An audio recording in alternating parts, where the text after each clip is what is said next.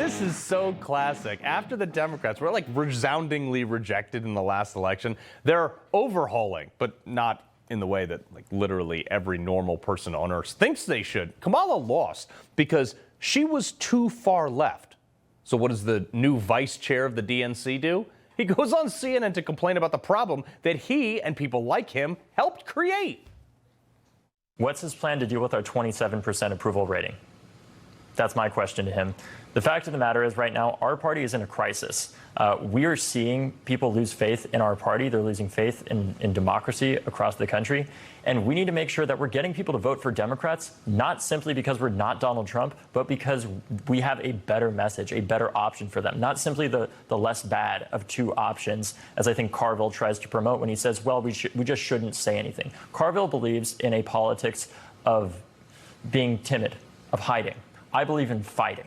And that is what people want to see right now from the Democratic Party. Interesting, he's saying he's the party of fighting from a guy who tried to take all of our guns. But yes, dude, you guys have like a 28% or whatever, depending on the poll. You have less than a 30% approval rating because you guys are radical, tyrannical enablers.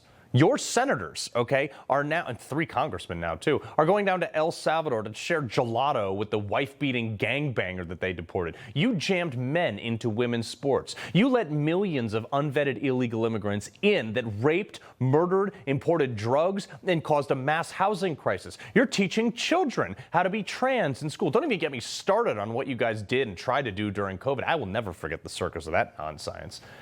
What did you expect? Is anybody surprised that anything you do is an abject failure? Because you're the party of theory. You get your ideas from academia, which for the most part is ginned up by people who've never actually practiced what they're teaching. If they ever practice any of these applicable skills at all, matter of fact. Let's look at who's the Democrat Party right now. Who is leading the way? Who are the leading voices and what did they produce? So you got Joe Biden. 50 plus years in government, never produced a single widget, doodad, or even a job for that matter, not on the taxpayer's dime.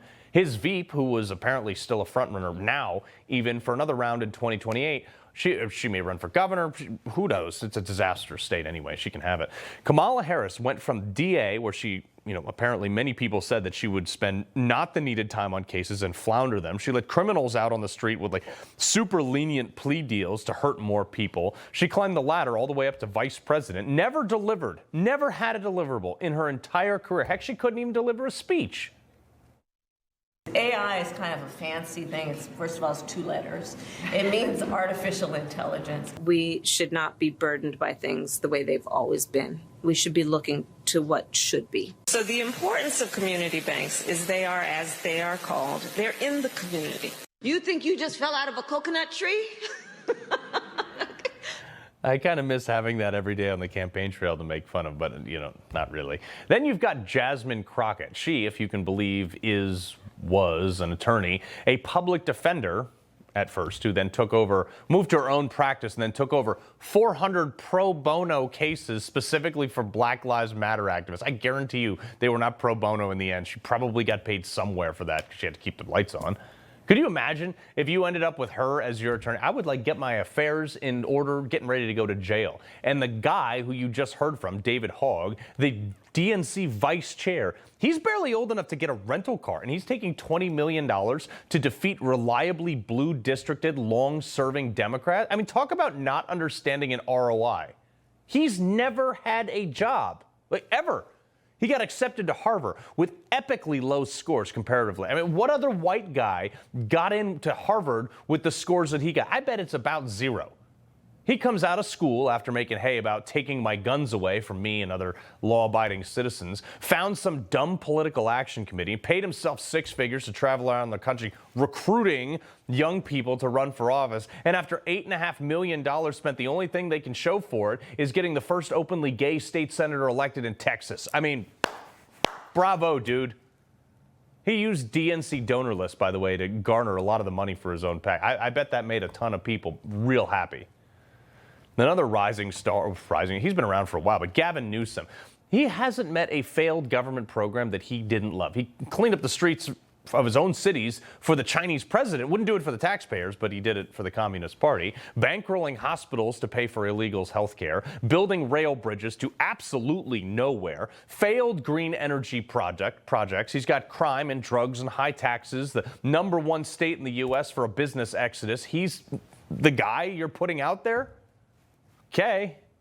But what's crazier, and this should probably tell you everything you need to know about the party. The woman, more likely, according to Nate Silver this morning, he said that AOC, the bartender, with a business degree from Boston University turned Democratic Socialist or whatever that means, this woman is the front runner for 2028 for the Democrat Party. Nate all but guarantees her as the next presidential candidate for the Democrats. Her own district is a dump. There are hookers everywhere. There's gangs. There's drugs. Lady, you can't clean that up? Your district, right there, you can see it on the map. Your district's mostly water and wetlands. You have like the least amount of actual real estate out there, and you can't stop your streets from looking like a scene out of the Star Wars bar? Are you going to run for president? Okay. This is going to be awesome. Can you imagine? Look at who would she probably be running against. J.D. Vance, by all likelihood, the former Marine, Marine. I know a lot of Marines don't like to be called former. I consider myself a former SEAL, but hey, whatever, respect. Venture capitalist. He actually created jobs and wealth and opportunities. This guy is he's the one that Tim Walz tried to make catch on that he was weird. J.D. Vance is the most normal human being I think has ever been in politics, but he's really smart. I mean, really smart. How's that debate going to go? So, and I look at this. The voters rejected Democrats, okay? Thank God. Democrats are going to double down. This is the problem with our political system, too. And also why the Electoral College is so important.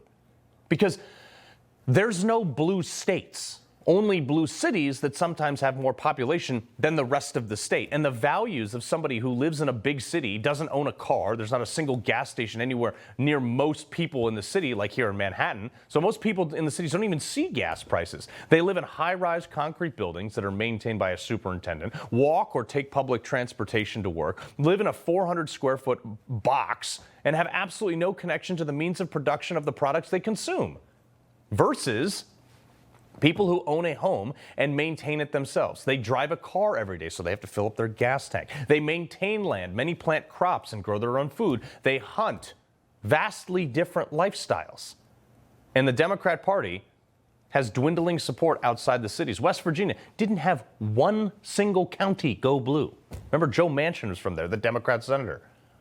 And instead of realizing that, they're doubling down on what people in places like AOC's district, some of whom are high as a kite or a criminal, telling the rest of the world what their priorities should be. That's why the Democrats have a 28% approval rating and are struggling to recruit real people to leave their job and run for office. What sensible Democrat would want to be a part of this party? Why would they leave their job to roll the dice on David Hogg? People are realizing that Republicans are the party of production with real people at the helm who have produced things like Scott Bessent, Elon Musk, Howard Lutnick, obviously Donald Trump. Families and church and jobs and fair trade, limited government, maximum freedom. And Democrats have a bunch of people who have written articles and papers about things, but few, if any, have actually done anything. For most of the party, they're just throwing lawn darts of bad policies up in the air, hoping they can run away fast enough before it hits them in the head. He loves the Constitution. He fights for what's right. He hates the bad guys. He's a freedom warrior. He's your freedom warrior. Watch Carl Higbie every weekday on Newsmax.